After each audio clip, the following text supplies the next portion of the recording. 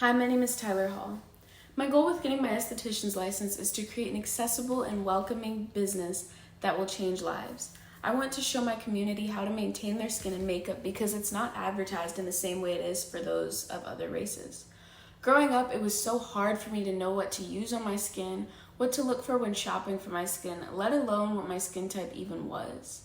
I was surrounded by misinformation on how to take care of my skin because the generations before me were never educated or catered to when it came to skincare in the same way other races were.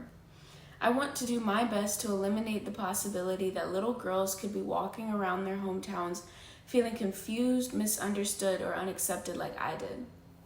Feeling beautiful should not be a privilege, but rather a priority that everyone has access to.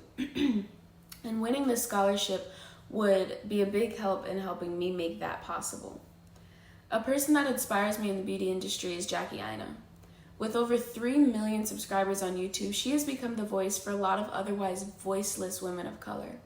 Jackie inspires me because she started off normal, like you and I. She began making videos on the Army Reserve and started gaining traction from there. She advocates on the importance of mental health and physical care as a Black woman and does it in a way that inspires millions. She uses her platform to teach, something I also wish to achieve as I continue to grow.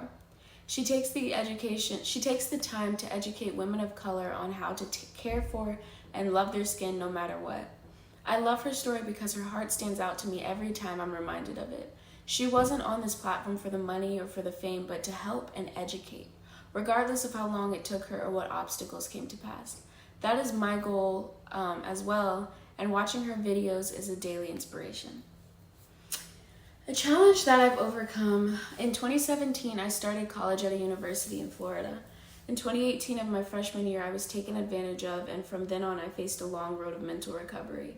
For a long time, I convinced myself it didn't happen, but by 2020, I broke and had to confront what was my reality. April of 2020, I fell into a deep depression. I left school, I couldn't get out of bed, I allowed my hair to lock up, and I watched my marriage suffer in the midst of it all. It took me what felt like years, but was actually about 6 months to come out of this depression. In November of 2020, my husband and I found out we were expecting our first baby, and it was like a light switched in my head. My mindset was immediately about how I could be an example for my daughter. I gained a new sense of motivation and drive to become the best version of me. I started therapy and zoned in on my mental health in hopes to strengthen my marriage and me as an individual. Eventually, I got back to school. I got the drive to go back to school. However, I wanted to start fresh. I've always had an interest in skincare and hair care and felt that it was time to finally apply that to my life. I've also always wanted to own my own business, and I knew that by getting my esthetician's license, I would be able to combine the two desires and make them a reality and set what I hope to be a great example for my daughter.